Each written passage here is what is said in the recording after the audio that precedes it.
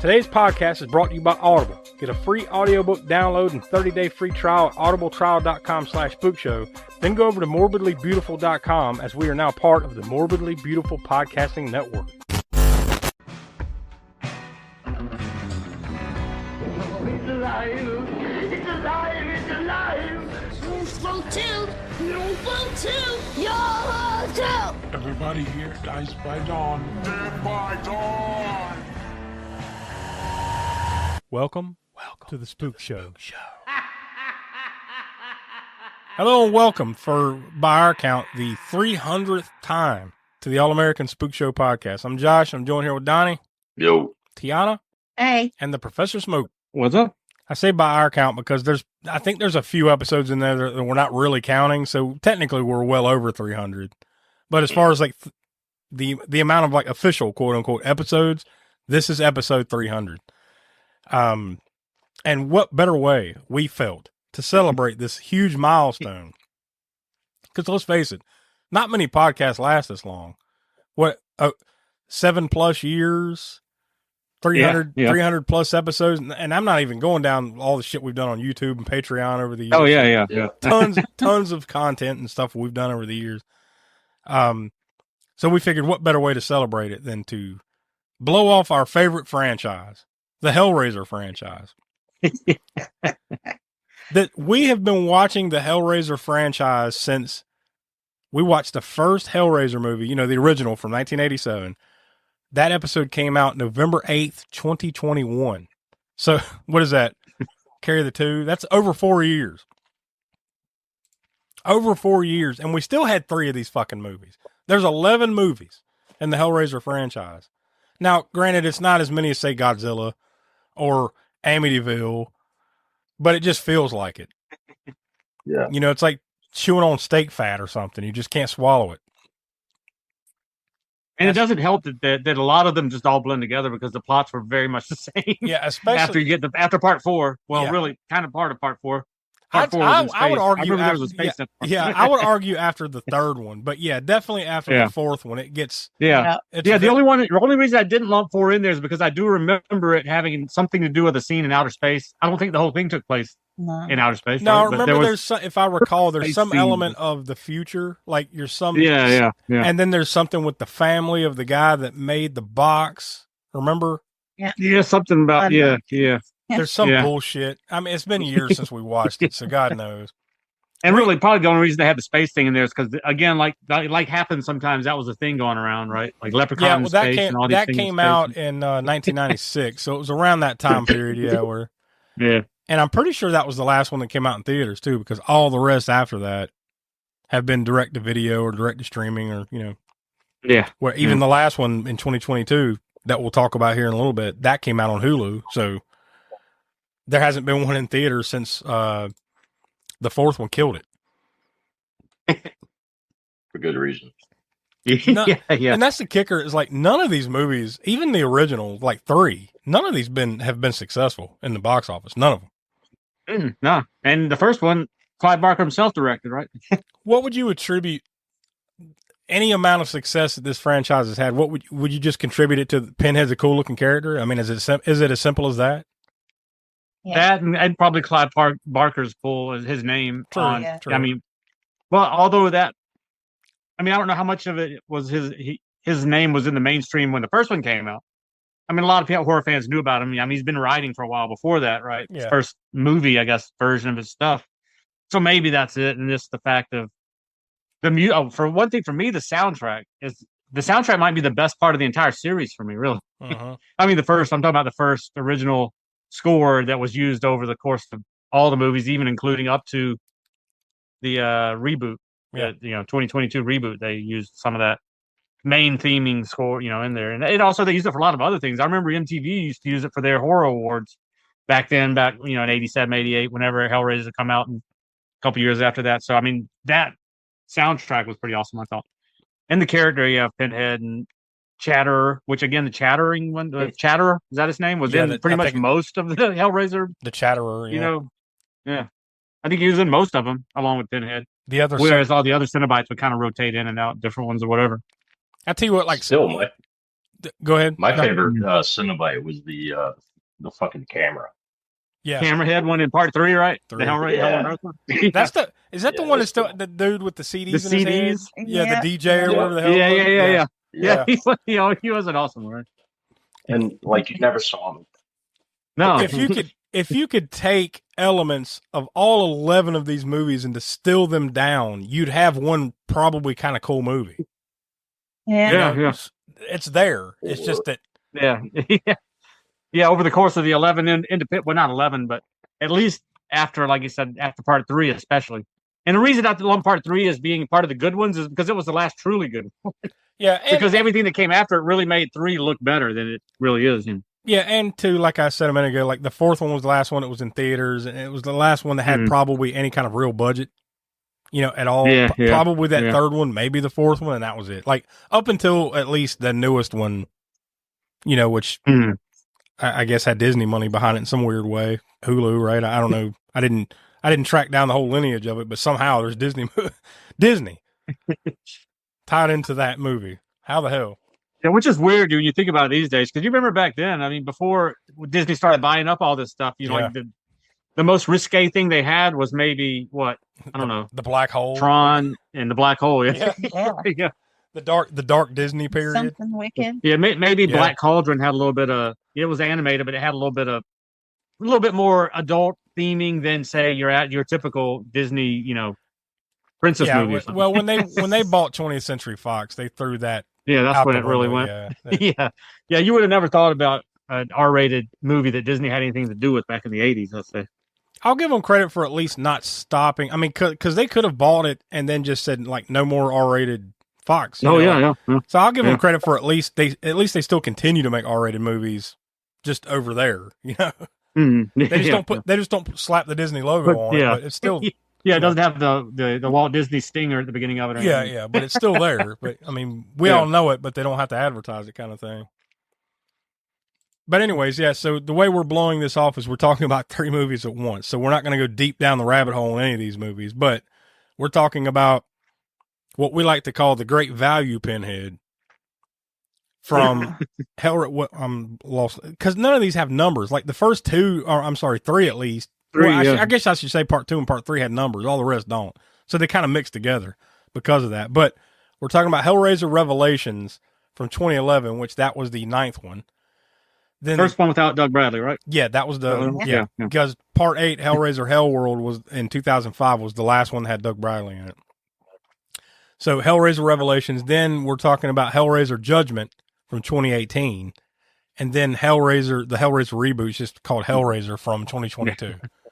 And none of the pinheads reprised their roles after Doug Bradley. Yeah, you're right. All 3 different pinheads. Yep, you get 3 different people. Two guys that are trying to do their best Doug Bradley impersonation, and then the lady in the last one, right? Yeah. Really, I guess we should start with what we talked about in the before we move forward. We'll talk about what we did in the past. So here's our ratings. And we'll talk about our ratings for all these, here in a little bit. But here's our ratings leading up to this, okay? The one that we love the most, obviously, to me it's obvious, is the very first one from 1987, Hellraiser. We gave that, I should have the consensus up. I didn't pull that up. The consensus on that one was 2.9 out of 5 stars. Right, so we all enjoyed the hell out of that one. Except for Will. Yeah. Will didn't care too much for it. Yeah, randomly, because Will was still here, every week at that point, and he gave it 1.5. All the rest of us gave 3+ stars. He gave that one 1.5. So, boy, he was in for some shit if he'd have stuck around for. I mean, he was there for some of the other ones, but boy, if you're rating that one, low, Hellbound Hellraiser 2 from 1988, we gave that one a consensus of 2.5 out of 5 stars. So I'd say we liked that one pretty well. Hellraiser 3, Hell on Earth from 1992, we gave that one a flat 2. So here it goes. The free fall begins. The free fall begins a little bit with the third one, 2 stars. What was the next one? See, this is where you start losing me on the numbers. So Hellraiser Bloodline. Hellraiser Bloodline from 1996. Lost it again. There it is.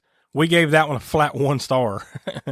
and I'm pretty sure that's the lowest one to date, at least. We'll find out today. I think overall the consensus, that was the lowest one, the one we did not like at all. And that was the space one, by the way.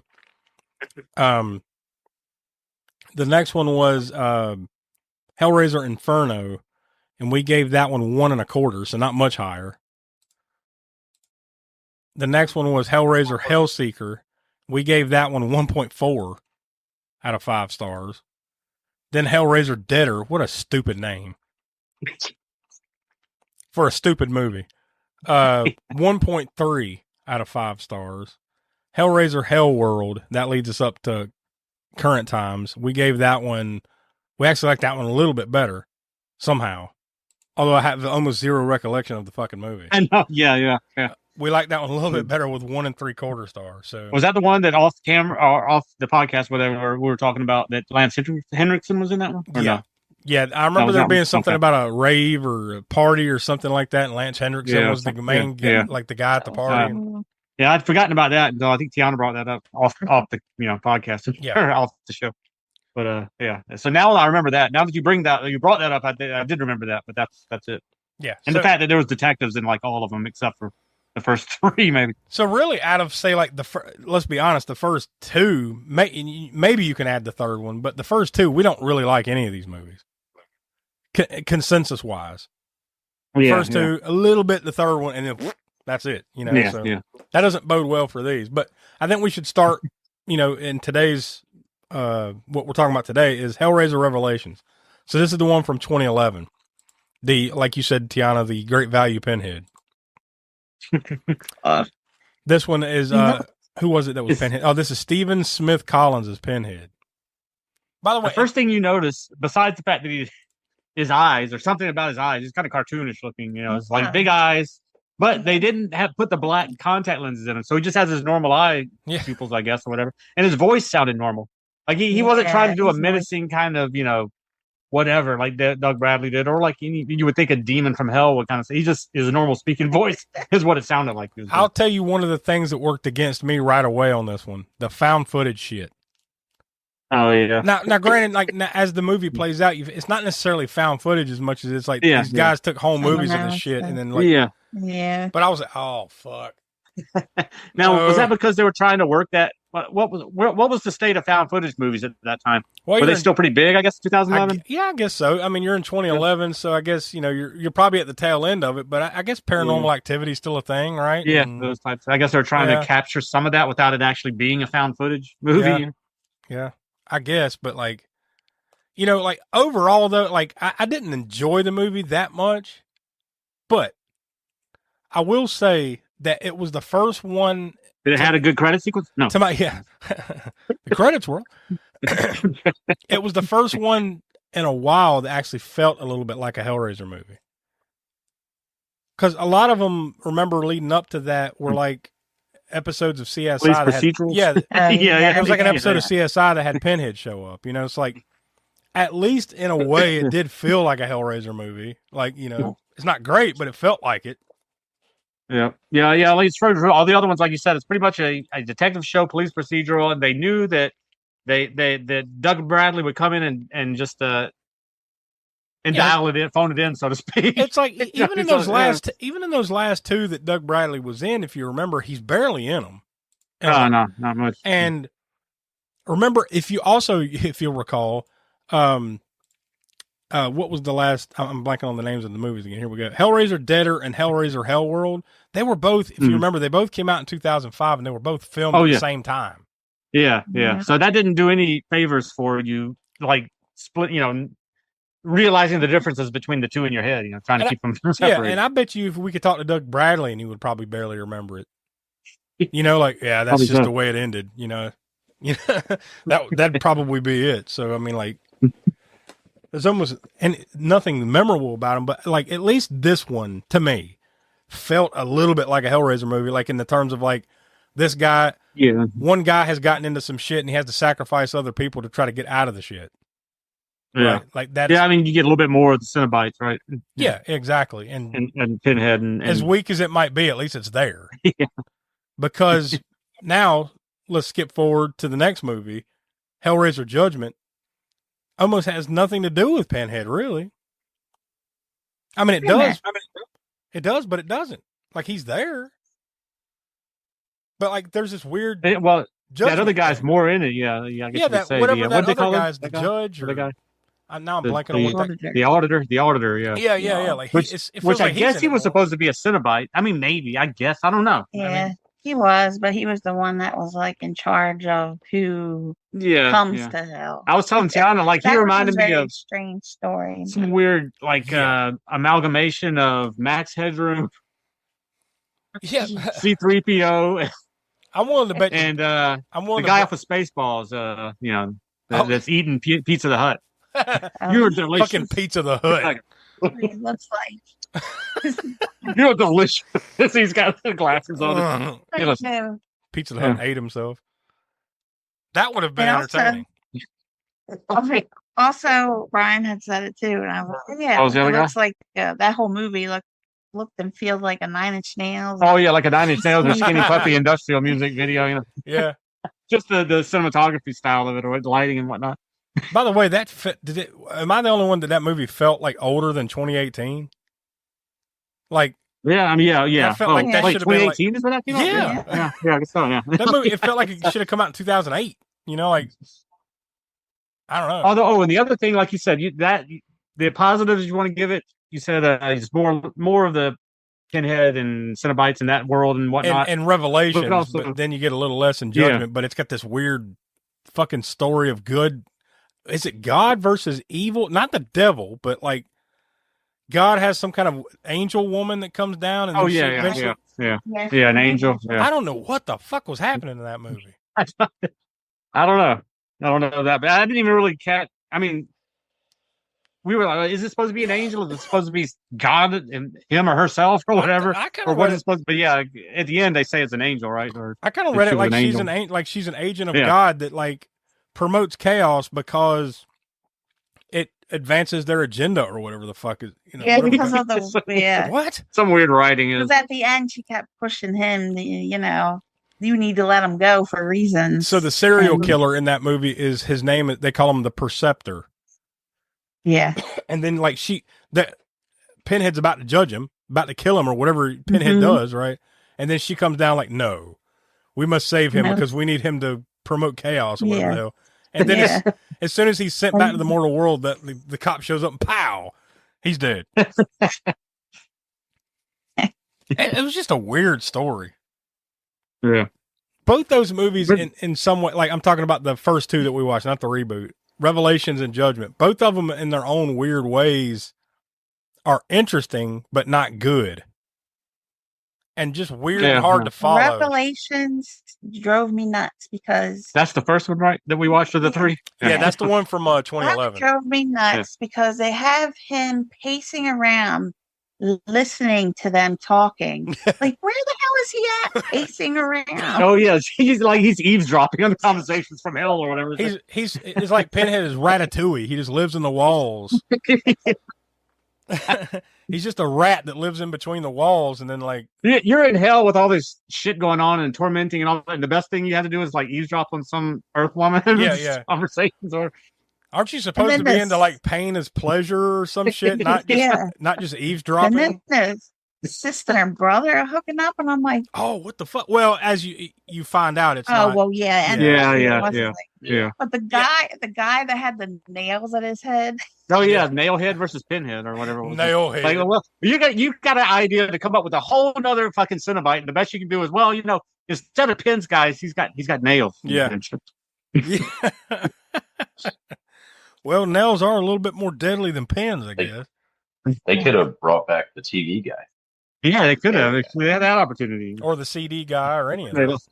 Yeah, they could have upgraded him. Now he's a digital. Instead of having like an analog camera, he's got like a, digital video camera. I'm surprised that they didn't because the guy that did the FX for the practical effects for the Cenobites on the third one is the same guy that did it on that the last two before the new reboot. Okay, because it was the auditor. That's the guy that did the effects, and he directed.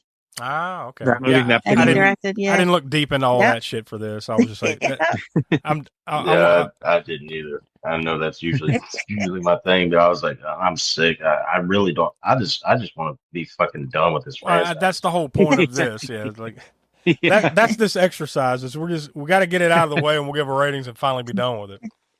Exorcise the demons. Yeah. Of Hellraiser. The Flash and Revelations, the first movie that we're talking about, 2011. The flashbacks in that were fucking weird. Like it took me out of it, like in the sense of like, when is this taking place? Are these remember the found footage shit? And then all of a sudden their family is there, and then you go back to these dudes. These dudes basically partying in Mexico. By the way, how many Asian hookers are in Mexico? Oh yeah, I know, right? Because I think he killed at least 2 Asian hookers in Mexico. Like, shouldn't you have at least got some Spanish hookers or something? Yeah, whatever. I guess that's the only ones they could grab. I don't know. I guess so.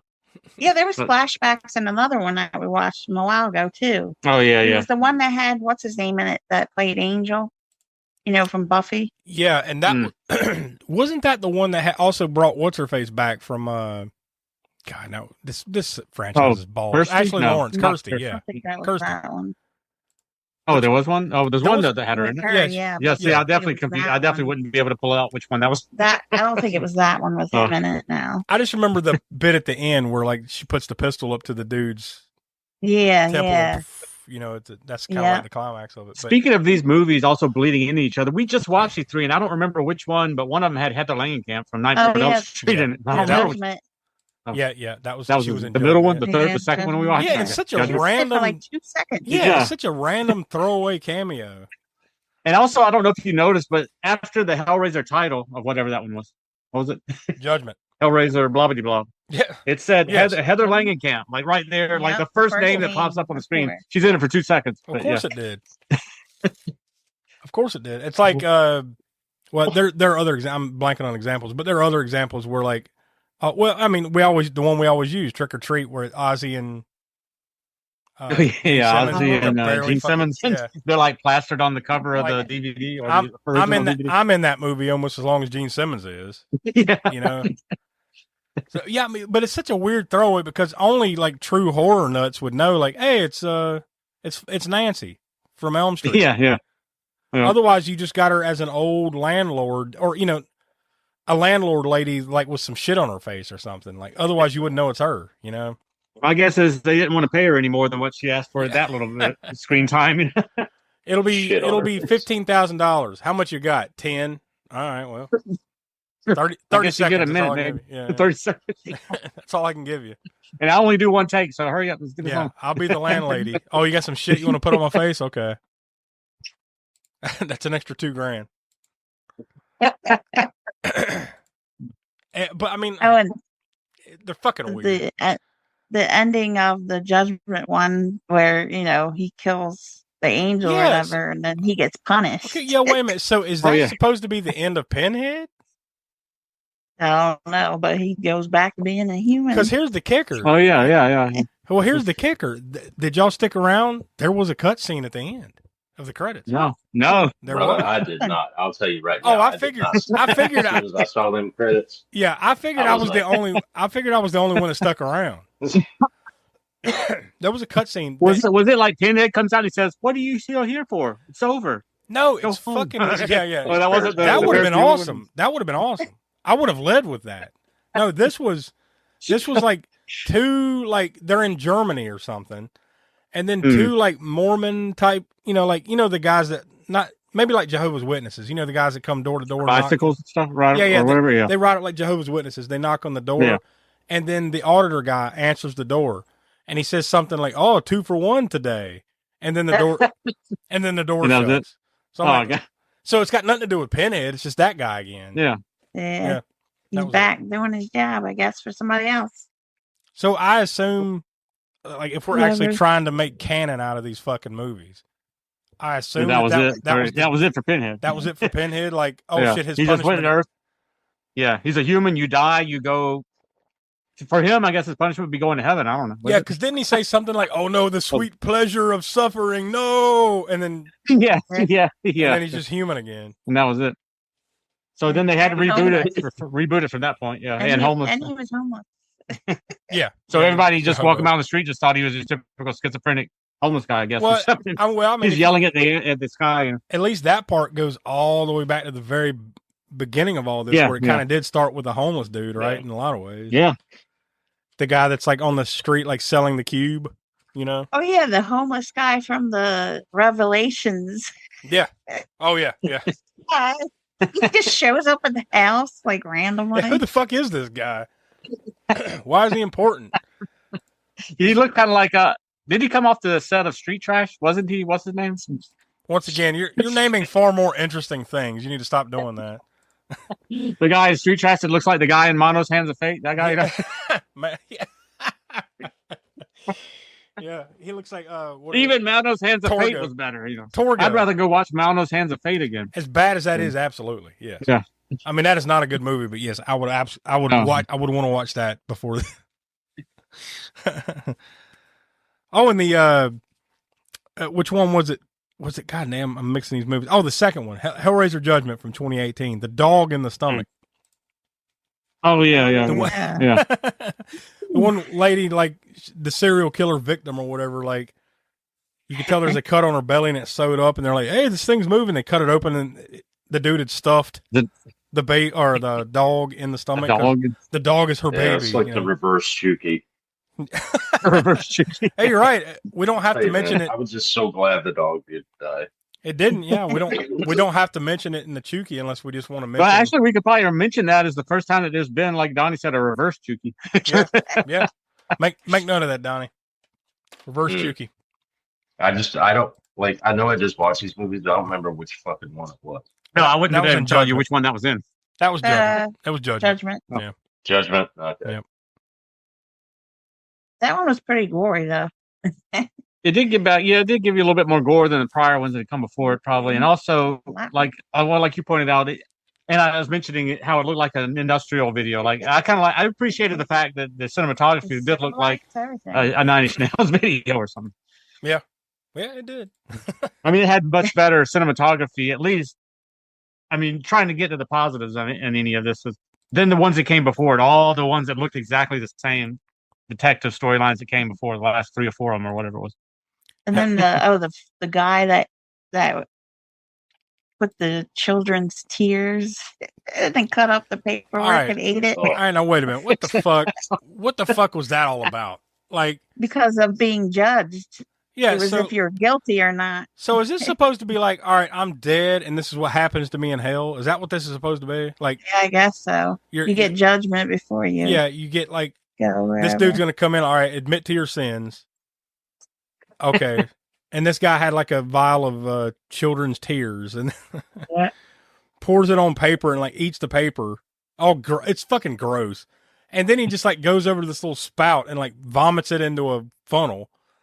And then there's 3 naked chicks with fucked up faces, like on the other side of the wall, like a glory hole. Just what the fuck? Just eat the paper, or eat the vomit. What the fuck is? Dude, I don't. And then they put the person into the room. You must be clean. And then there's these old hags licking you clean. Yeah. I think I was cleaner before. Yeah. Get off me. They lick the dude clean. Now you must be cleaned on the inside, and they pour the shit in his mouth. Like what? I guess they were trying to be as gross as gross circumstances they could come up with for hell or entering hell. I don't know. I guess so. It's like they lick you clean and then like spit into a cup all the shit they licked off of you, and then pour it down your mouth or something. I don't know what the fuck was going on. It is gross. Bleh. It's gross as hell. Like you said, it must be gross for like whoever wrote this. I'm not looking it up. I don't care. Bastard. They must have liked Garbage Pail Kids. Because it's like some Garbage Pail Kids gross type shit is what it is. Yeah. It's like juvenile. This is what like hell, like some juvenile, if you asked kind of a kid or whatever, say kind come up with some gross stuff for hell, you know. Oh well, this is old lady licking this guy clean, and then they vomit, and they what? All right, put that in there. Yeah. Oh, this will be nice and gross. Hellraiser Revelations from 2011 had a budget of $300,000. So I guess, considering that, it didn't look horrible. Hellraiser Judgment from 2018 had a budget of $350,000. So only a little bit more. It actually had a little bit of a box office somehow. So I don't, once again, I didn't look up that, but it says it made $426,000. So I guess they made their budget back on that one. Yeah. So it had some kind of release somewhere in 2018. Then Hellraiser in 2022, the newest one, that one actually had a budget of $14 million. Good Lord, what? Yep. And that's the best they come up with? Yep. Well, I mean, say what you will. The newest one looked a lot better. Well, I mean, the look of it. Yeah, the look of it and everything's better. It could have made it a little brighter. Well, that was going to be my criticism of it. Is the fucking thing is darker than Alien versus Predator, whatever. There was one of the Alien versus Predator movies that's almost unwatchable to me because the whole thing takes place in the dark. Yeah, it's like Requiem or one of those fucking. Yeah. It was like that. We turned off every light, and you could still I need to turn the brightness on my TV up, or what's going on? It's dim. You're right. It was dim. That's all you can say about that. Yeah, I mean, it had some interesting set designs and things, and some of those where you could see where the lighting. I'm not saying that it needed to have blazing spots and lights and all that in there, but where you could see because of some of the ambient lighting was a little bit brighter. Some of those sets were cool, like the guy's mansion house. That guy, where a lot of the action at the end takes place and whatnot. That one, and some cool stuff like that. But that one is more. It's a reboot, so it's real. I mean. No, let's face it. Almost none of these movies are really connected. I mean, think about it. None of them. No, I mean, the first two. Really, the first two. Yeah, that's it. That's it. Yeah, because of Kirsty and Frank and all that shit, right? There's some connection. Yeah. After that, they just they dropped all pretense of these things actually being connected. Maybe in some little ways. Because Kirsty does reappear in some way, part 4 or 5 or whatever the fuck it was, right? So yeah. There's some loose small connective tissue there, but for the most part, none of these things are connected. We talked about those ones from 2005 or whatever that felt like police procedurals. Damn, if they didn't go right back to it in 2018 one. Didn't you learn anything from the other 4 or 5 movies that did the same thing before? Clearly not. But they tried to make it a slasher too. Yeah. Well, you got a mystery, you got a thriller, you got the serial killer thing, so it's like a slasher, and then the police procedure, supernatural horror, supernatural. Yeah, see, they try to get 45 genres in there and weren't weren't the masters of anything. It's even if you go back to the first one, and I mean, I don't even remember I've read the novella of The Hellbound Heart back in the 80s or early 90s, something like that. Long time ago.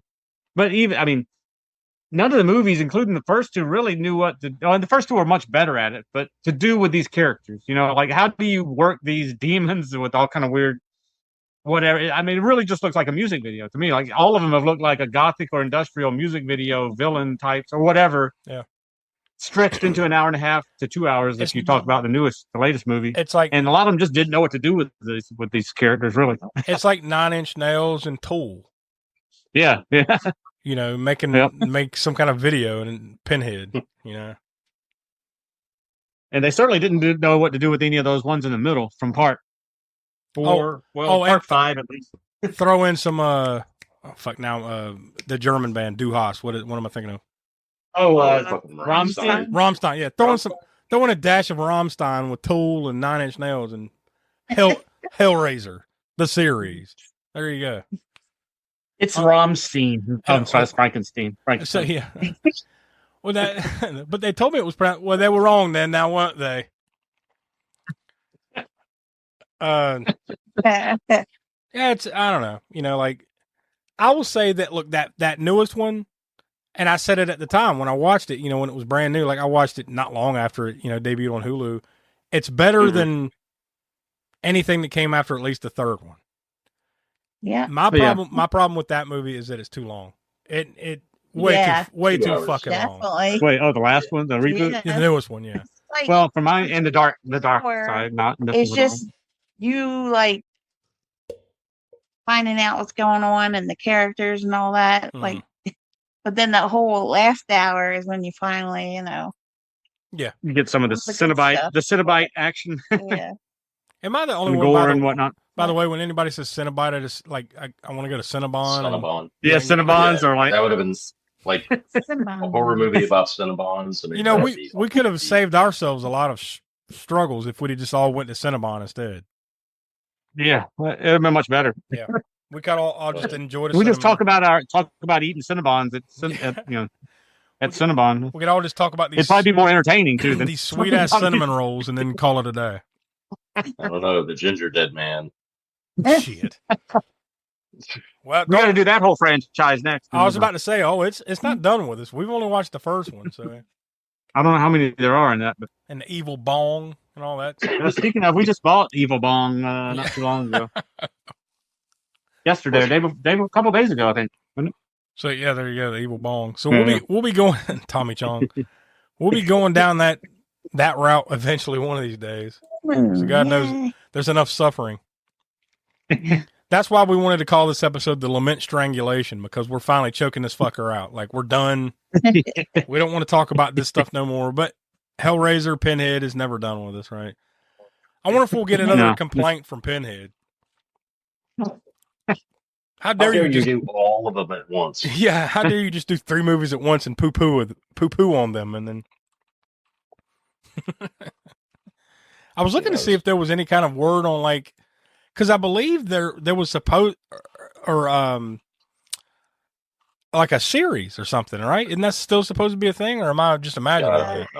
Hellraiser. I know there's a video game coming out or something. You said, right? Yeah, the Hellraiser video game. That video game looks amazing. Yeah, I see that in July. And Doug Bradley was supposed to be the voice of it, right? On Pinhead on that. Yep, yeah, I see it in July this year, it's 2026 now, isn't it? In July this past year, 2025. Clive Barker's Hellraiser Revival, a first-person survival horror game developed and published by Saber Interactive, was announced, with Doug Bradley reprising his role as Pinhead. I'm almost positive, though, there was supposed to be, and I don't know where that is. I think it's probably going to be a police procedural TV series. Yeah. I hope not, God. It was going to be Hellraiser the series, but they just changed it to NCIS Pinhead or something, and then yeah, and it's going to be on CBS in the fall. God damn. Kill me. I'm almost positive, though. If anybody out there listening cares to look around and dig it up, I'm almost positive there's supposed to be a series coming.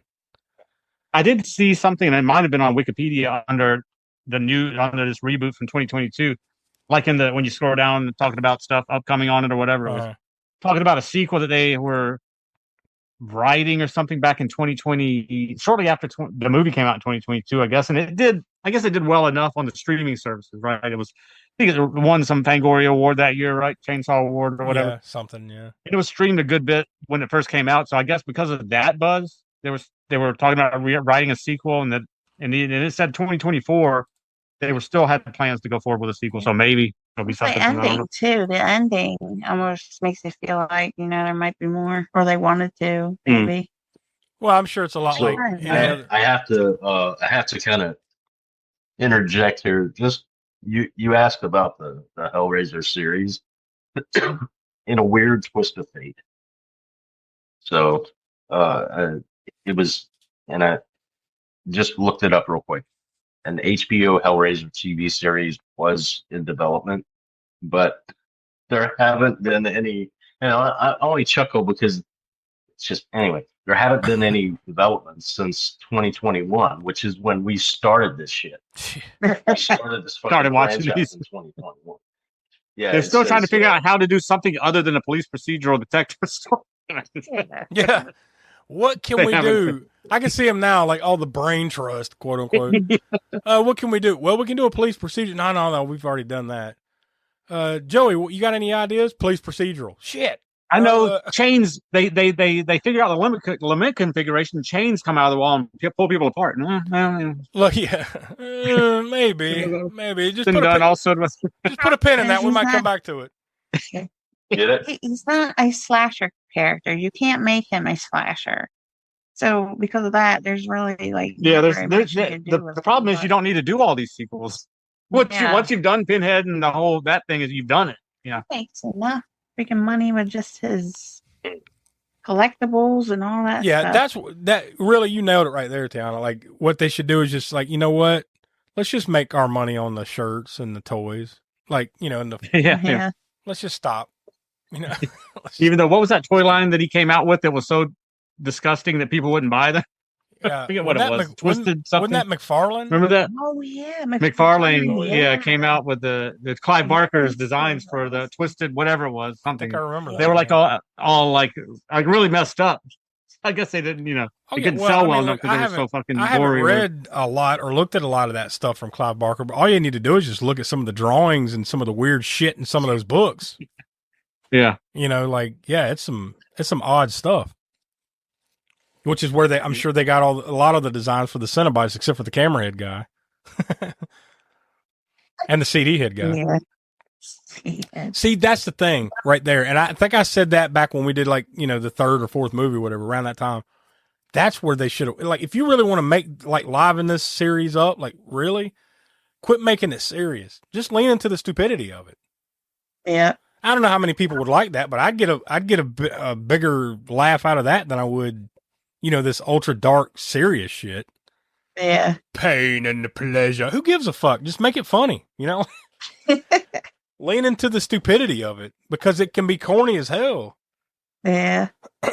Like you said, or, you know, like we've said, the camera head guy, stuff like that. Just keep going that way. Make it like an 80s movie where the dude's running around with a boombox and then put it in his head or something. You know, his boombox head. What is that one movie? What is that? There's another. This is Master Blaster. Oh, wait, no. This is Ghetto Blaster. Now I know what I'm thinking of. Nightbreed.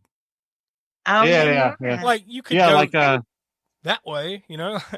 Yeah, see, Doug Bradley was in that. There you go. Yeah, and so was David Cronenberg as that serial killer guy with the mask, you know, the zipper, the mask that zips down the back of the buttonhole. Like, maybe they should have took it that direction. I mean, obviously the time is well past now. It just is what it is now. But maybe back then they could have went that direction. I don't know. They lost the plot somewhere, and it seems like they've made a string of movies just for somebody to keep the movie rights. That's what it feels like to me. Yeah.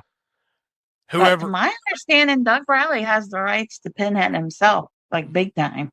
You mean the actual, like, his portrayal of the character? The character, yeah. Like, I wonder if he gets paid then for them using the likeness of Pinhead for the last two, even though he's not in it. That's some next level of good stuff there. If you're able to swing that, that's some good shit. I get paid for the movie and I'm not even in it. You know. Yeah. Well, I mean, that's producers, right? Like that. Well, yeah. But I mean, actor-wise, yeah, I got for you. actors, that's like, usually not the case.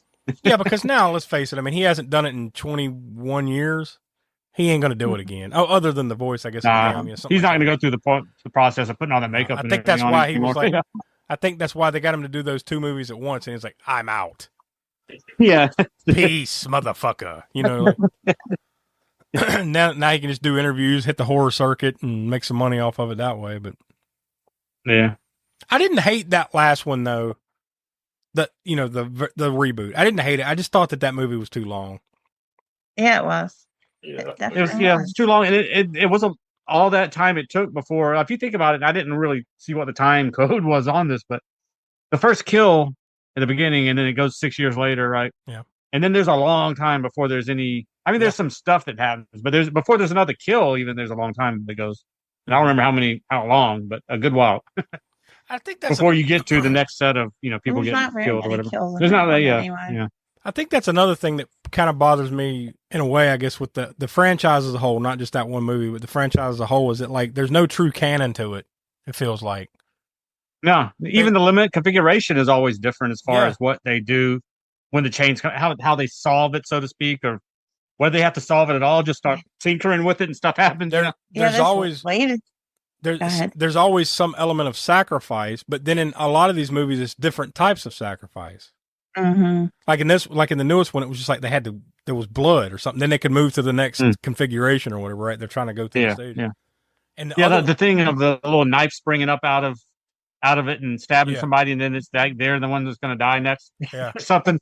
But like I said, there's all kind of weird little things that are different from each movie. When it comes to even just that, just the limit configuration itself. Throughout that movie, I think the one thing that was, they used it a lot in that movie was the cube.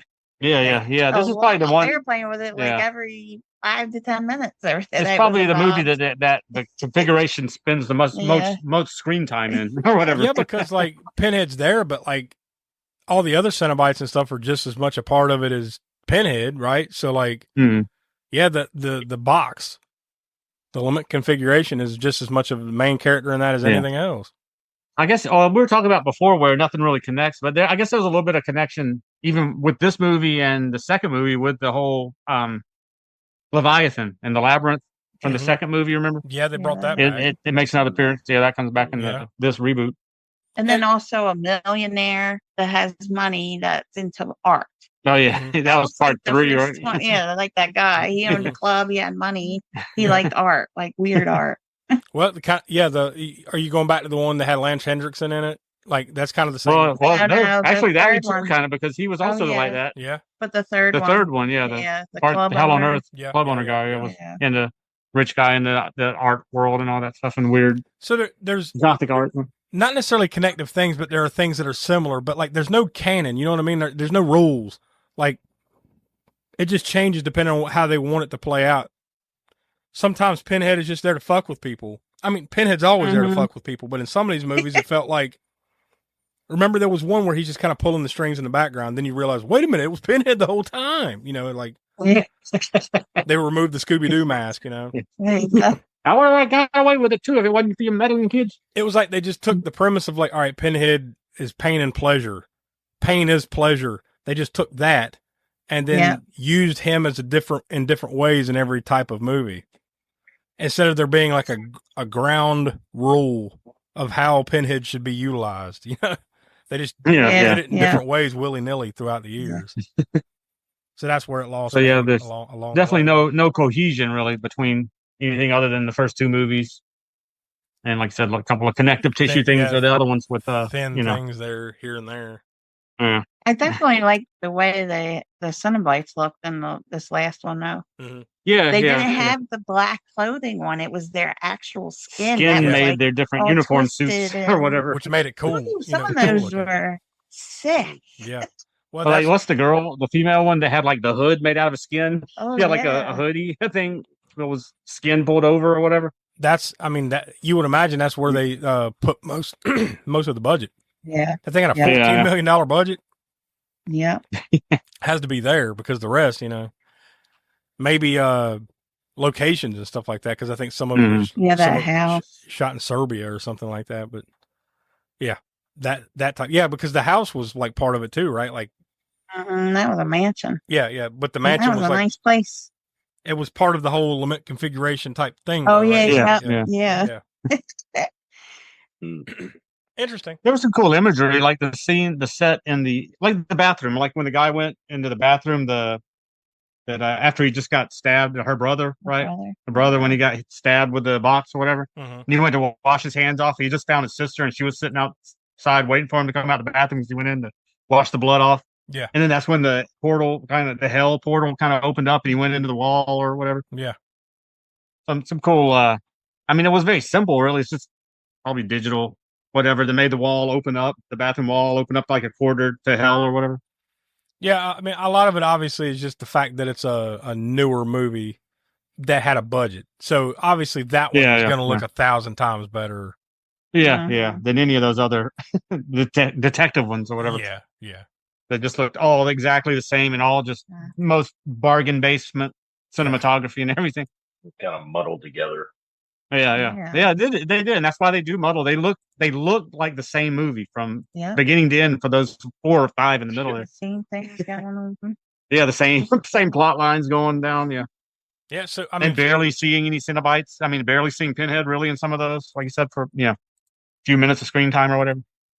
Which thank in some cases, thankfully. Yeah. Because like we always say in some movies, like the less you see it. The more you can appreciate it, kind of thing. Yeah, because they definitely didn't have the budgets in those movies to do the types of Cenobites that they probably wanted to do, or the kind that they did in the reboot or whatever. Yeah, in those middle ones. Cenobites. Every time you say it, I swear. I get hungry for a sweet treat, and this is not a sweet treat. The only sweet treat about this is that we're finally done with it. Yeah. Until Yeah. until one day they make another. I mean, look, they will, right? They will. Especially considering that last one did well. I'm sure it didn't do.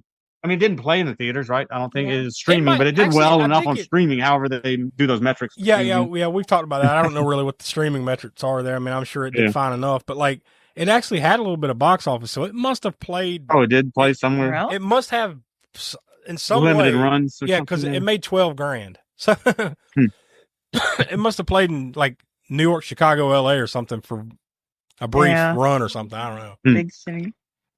Probably. Very briefly, but once again, I'm sure Hulu, however, if they sold a few more subscriptions because of that Hellraiser movie, then I guess they felt justified. Yeah.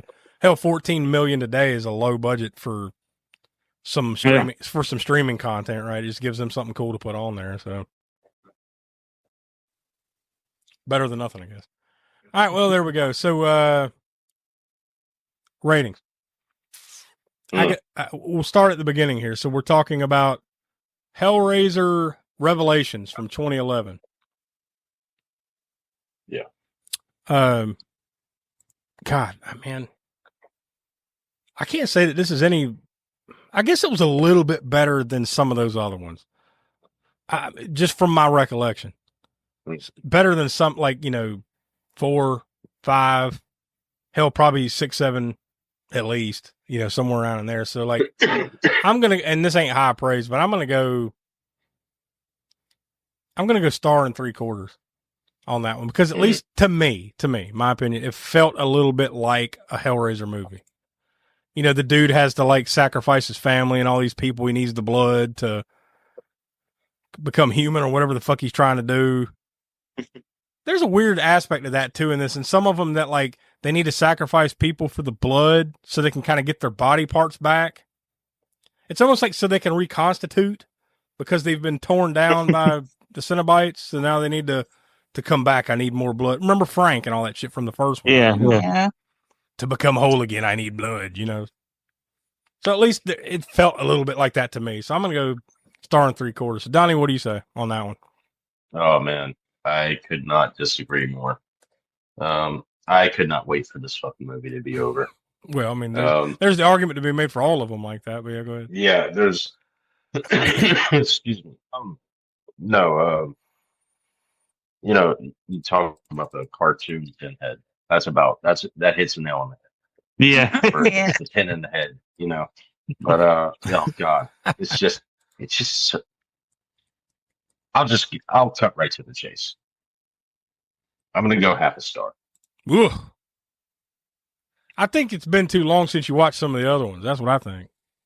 I think I'm good. Yeah, well, I think looking at my ratings from the other ones, because we went through all our ratings and for our own purposes and benefits of having them in front of us, that I think I overrated a lot of them. You know what? I will say this. Talking about the franchise as a whole. You know why probably our numbers are higher than what you think? Because of the gore. Probably, yeah. The gore saves it a little bit. So you're like, we're a little bit more forgiving because there's gore. Yeah. That's it. Because these movies suck. Yeah, it's definitely not the storylines. Yeah. Yeah. It's like, well, goddamn, the writing here, the cinematography. No, fuck, it's the gore. Like, whatever is here, it's the gore. So, yeah.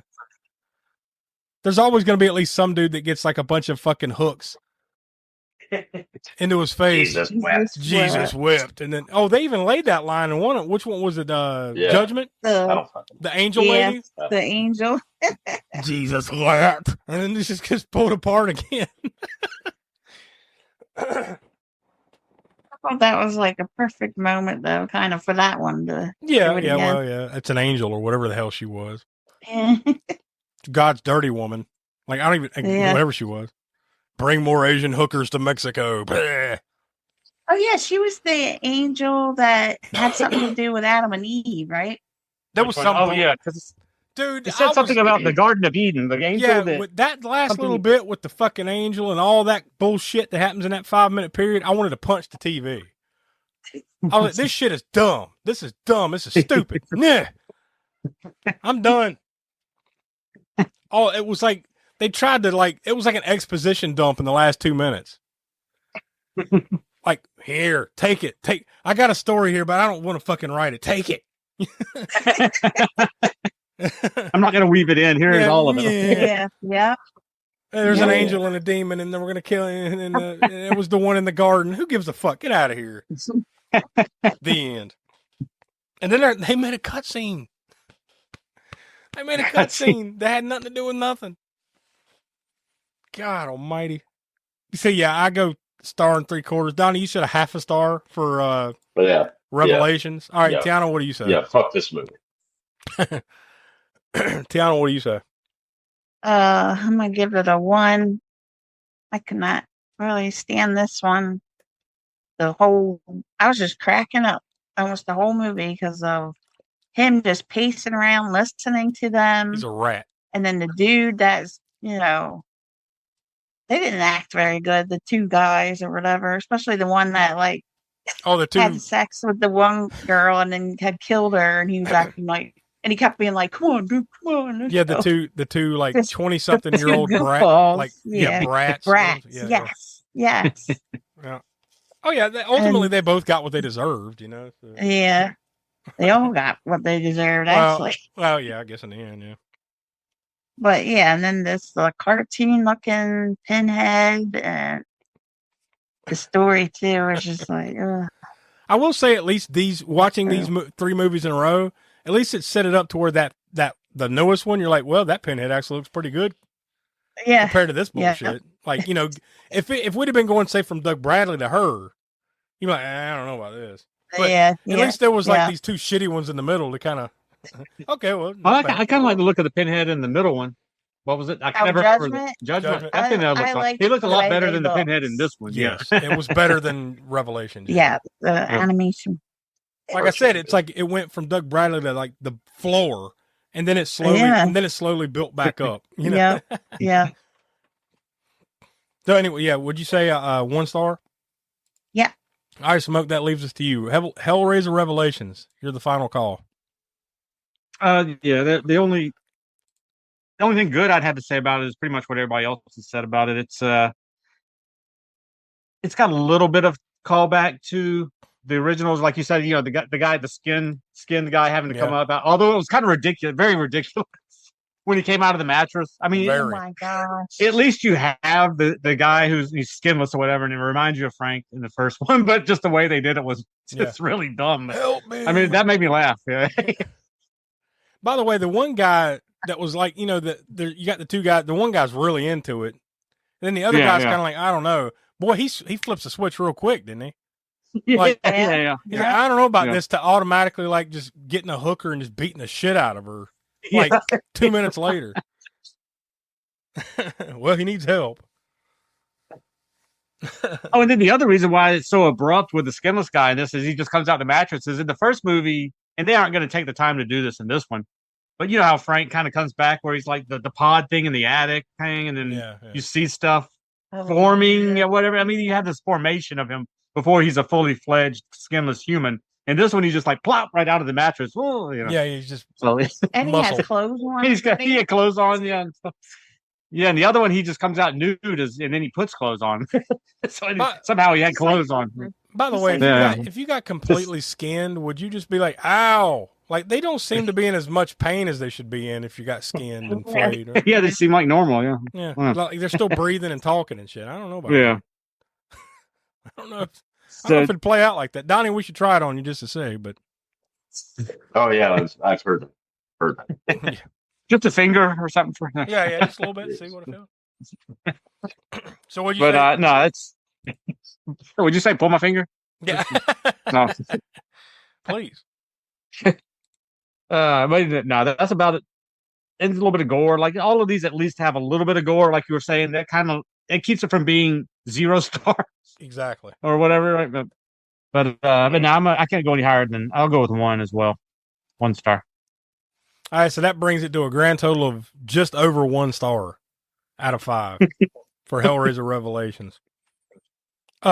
Before we continue to the other 2 movies, Tiana, did you have a kill count for any of these or for Revelations? Yeah, for all of them. But this one was 9 deaths.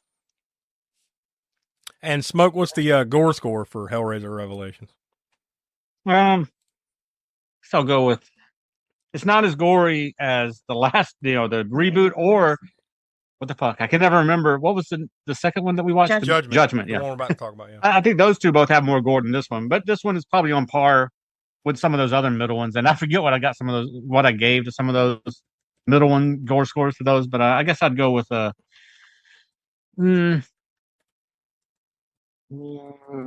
with a 6, I guess. Seems fair enough. There's enough gore in there to justify. Yeah, it. yeah. In any of these movies, there's a fair amount of gore in any of them. So. Yeah, it's not as gory as the first two, or the last two. No, probably not as gory as the third one. But all right, so we'll put. Well, I don't know. Maybe the third one didn't have a ton of gore. It's probably about on par with the third one or any of those other middle ones. There was stuff there. If I remember, wasn't the third one where there's like 100 people got killed in a club, and then but you don't see. Yeah, unfortunately, yeah. But then you're like, but it's all off screen. Yeah, because they're in the club. That girl got her skin ripped off and was like up in the air. That seems. Oh, and the third one from the. Yeah, that was cool. Yeah, yeah. Well, there you go. We'll put Revelations to rest. So we give it 1 out of 5 stars. We do not recommend you check it out, but if you're, into pleasure, pain and pleasure like we are, apparently. More so the pain than pleasure of that. Yeah, go watch it. So next up is Hellraiser Judgment from 2018. So Donnie, what rating do you want to give this police procedural, this episode of CSI? Yeah, not much better. Not much better. But slightly, because, as they've already said, Pinhead does look better, but not much. Honestly, this one sucks. I'm going to give it a star. Smoke, what do you say? Yeah, I liked what I did like this. I did like more about this one than I did the. What the fuck was the name of it again? This is going to be Revelations. Okay. I did think it was better than that one, at least in the cinematography. It reminded me of 9 Inch Nails' Skinny Puppy Industrial music video, which was cool looking, at least much better than the cinematography of the last 5 or 6 that we've watched, right? The Pinhead did look better, at least, than he did the cartoon Pinhead in the last one. Now I can remember it because you just said Revelations. I won't remember it next time I got to reference it. I'll pop quiz you again next week. See what you say. The gore, definitely the gore, the bar for that got raised a little bit. Although it's weird, there's weird, like we talked about the naked ladies with the black blood spewing out the thing onto their chest or whatever, whatever that was supposed to be. The weird hell scenes that somebody came up with. Some glory hole demons. That's what I'm going to call them. Like I said, some 16-year-old with a. They said, "Yeah, give us a variation of hell. What do you think happens?" And this is it. Just awful. But it was gory, at least. I mean, it's nonsensical, but gory. I guess I'll go with. I gave the last one 1 and just 1 star. So I guess I'll go. I'll bump this one up to. Well, some of those other ones I gave. Now looking at my, 1 3/4. Like I said, I think I overrated some of these. A couple of them I gave. It's way past too late to go back and re-rate those. And I like this better than any of those. So I guess I'm gonna have to go to 2. Just to make it better than the ones, because I like this one better than any of them since part 3. And I gave that one 2 1/4. So yeah, I guess I'll go. Although I think the variation between that one and this one is this 3 I like better than this one, better than 1/4 rating higher. But since I've already given what I've given, I'll go with a 2 on this. Tiana, what do you say? This one, I was kind of surprised a little bit. When it first came out, we did watch it not long after it came out. But the way it looked and all. So you've already seen it? Even with this, yeah. This is actually the only one that I've seen beyond on the show when we watched them, part 1 through 3. We watched this one together some years back, and that was it. That was the only ones I'd seen up until the show. And we did I did these on the show. I didn't think that. I didn't know you'd watched it already. Yeah. We didn't really remember too much. Yeah. I remember the way it looked. I remember liking the way the Cenobites looked this time. Somebody took their time. By the way, this movie came out. This movie came out February 13th of 2018. So we're actually almost at the anniversary. Oh, okay. Of when it was released. It actually predates. It actually predates the Spookshow by what? 9 months, 10 months, whatever it is. 9 months, yeah. Anyways, go ahead. So yeah, I like the way they looked, and then I like that different. Even though it had detectives in it again, I liked the story, like how it was a little bit different than any of the other ones. They were trying to do something different, but it didn't, end up being really that great. So, I'm gonna go with 2 stars on that too. I'm really surprised y'all like that one as much as you did, all of y'all. I'm to me, because I didn't like it. Didn't like it? Oh, it was too fucking weird. and not like in an interesting weird way to me. It was just like, what the fuck is this? This has nothing to do with anything we've seen in the prior 10 movies or whatever the fuck. What is this? The 10th 9 movies? Nothing. This guy eating paper and puking it in the fucking glory hole demons, and this angel that comes down, and like, what the fuck is going on in this movie? I'll give you, they're trying to do something different, but they just gave up in the middle of it. I like the, what's that character? The arbitrator or the auditor? The auditor, the arbitrator, the arbitrator guy. Yeah, the auditor.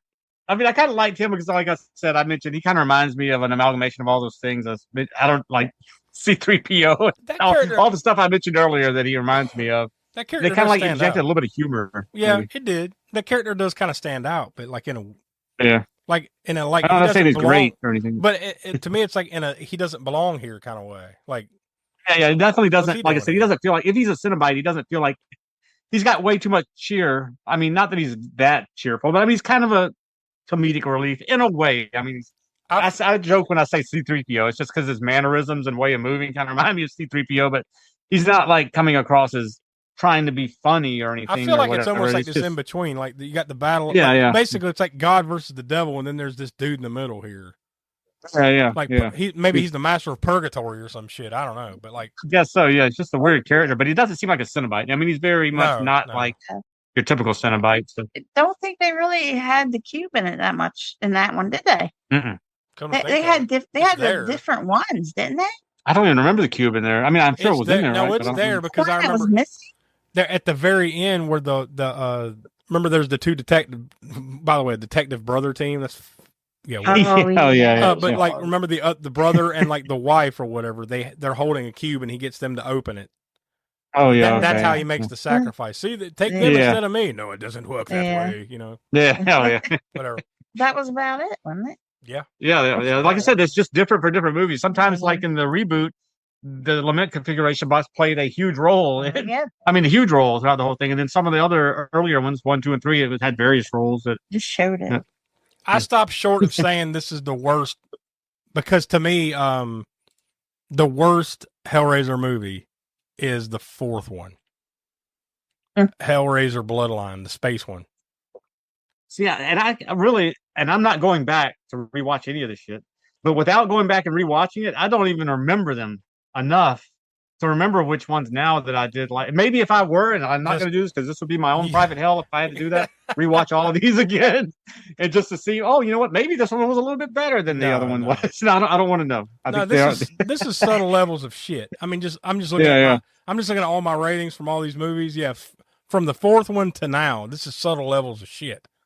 Yeah. I mean, they're very. I mean, we're talking about splitting hairs here, splitting pubic hair.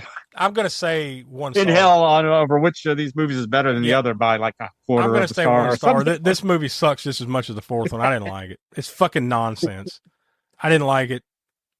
So that brings us to a total though of 1.5 stars. So we like Judgment more than Revelations for whatever that's worth.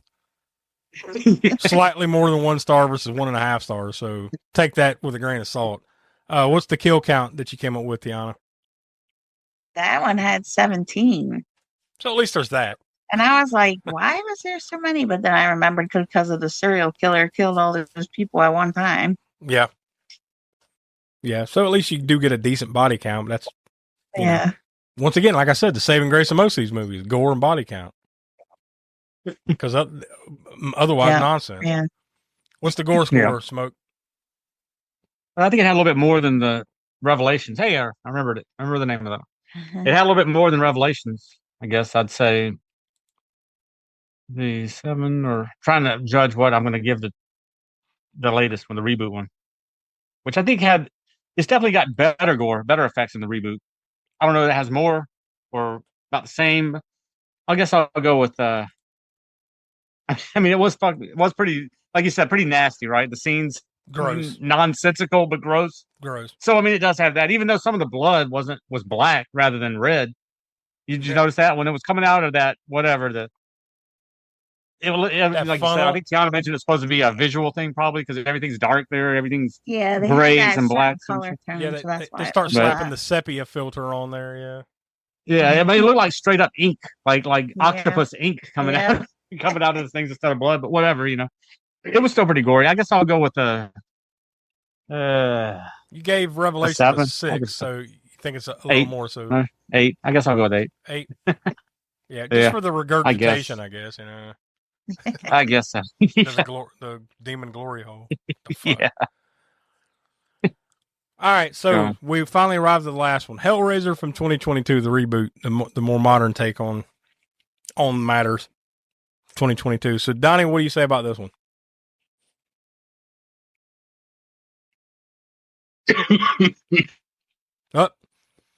He's choking on the bullshit that is Pinhead. Oh my god! I will say I did like this one a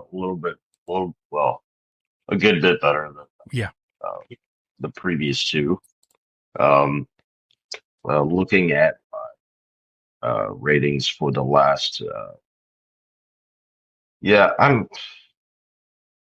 for me, I would say this is, man, it's tough. I would say it's on. I don't know. I'm going to say it's on par pretty much with Hellraiser 3. Mm-hmm. But, you know, I'm going to give it 2 stars. All right. Tiana, what do you say? The only problems I had with this one was that it was, you know, dark. A lot of dark scenes. Thank goodness, like, the last, 30, 20 minutes of, the really good parts, you could actually see somewhat. Yeah. Because they were in the house or whatever. And then, of course, you know, they had money behind this because the Cenobites look amazing. And, you know, the house that they were in and all that stuff. And even the actors are, you know, they're good. Mm-hmm. But I'm going to give this one a 3. All right, Smoke, what do you say? I do. You could definitely tell the budget was up for this one. That 14 million. Yeah. Way above the last one. Yeah. Right. I'm not even comparing all the movies, but it's got to be the highest at least since the first 2 or 3. Yeah. Right? Yeah, it's got to be. Oh, yeah. And like I said, the actors were fine in doing what they were doing. You know, they're not going to blow you away or anything, but I mean, they weren't noticeably bad at all. Mm-mm. So, like Tiana was saying, though, the dark cinematography really, if they had brightened the scenes up just a little bit. I mean, I know you're going for, I guess, the esoteric occult, you know, darkness, like Hellraiser's dark. So thematically, so we need to literally make it dark. Yeah. I don't know.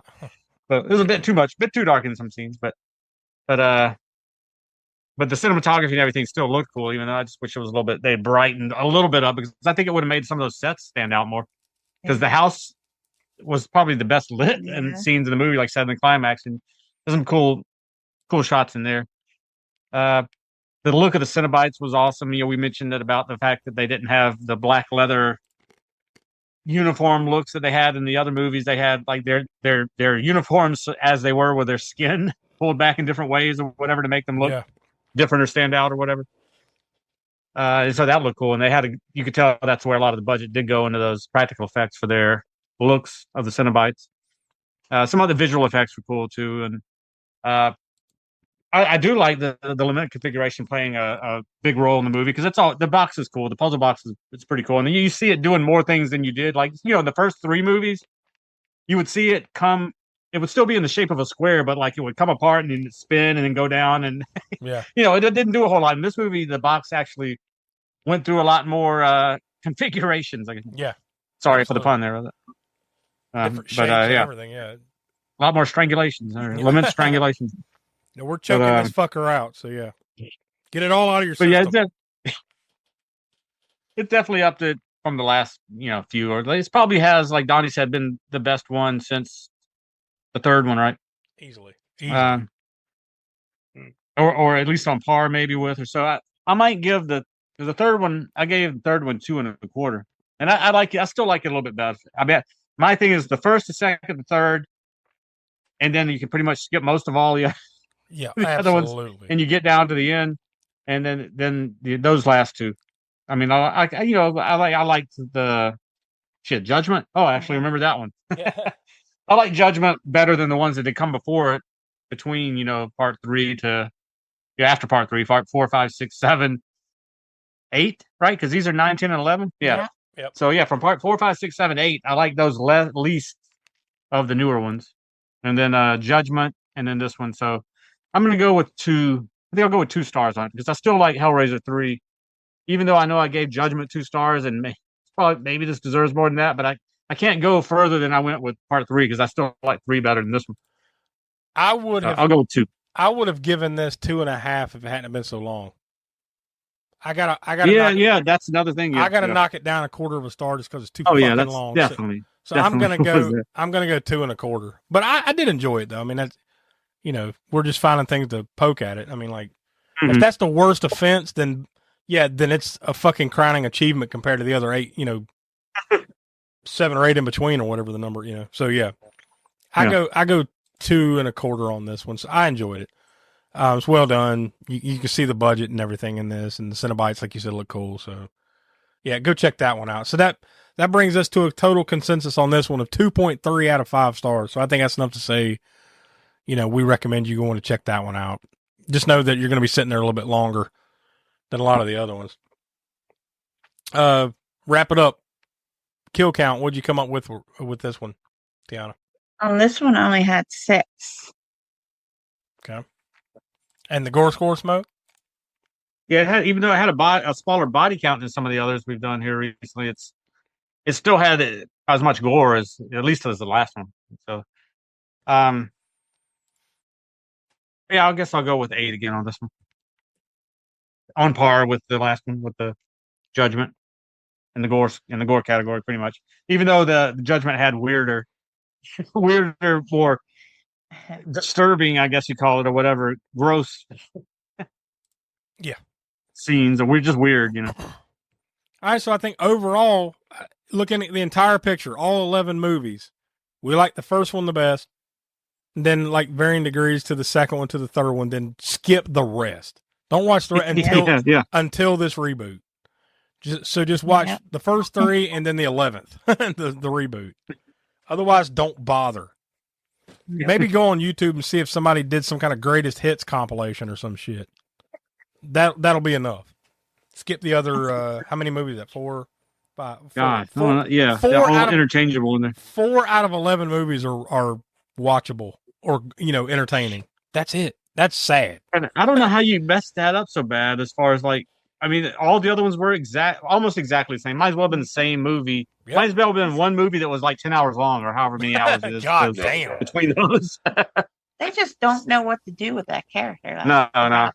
Yeah, the thing is, you've already done it, and there isn't much else to do beyond what they've done with the first 2 movies, really. I think so. I mean, third one kind of drug out some stuff, but at least it was entertaining. Yeah. I think the professor's right. Like, what you can do, you've done, so stop. Knock it off. That's enough. That's more than enough.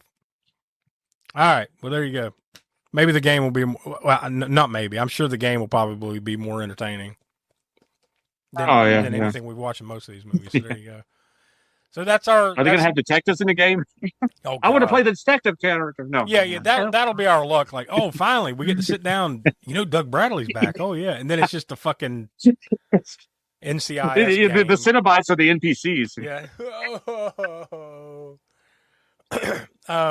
You get to play as Detective 1 or Detective 2, and that's it. So that's Hellraiser. So we're done with the franchise. We're finally fucking done. So now I guess the question is, to you out there in the audience, what's next? I guess we need to figure out what franchise we're going to tap into. Is it Paranormal Activity? Is it Insidious?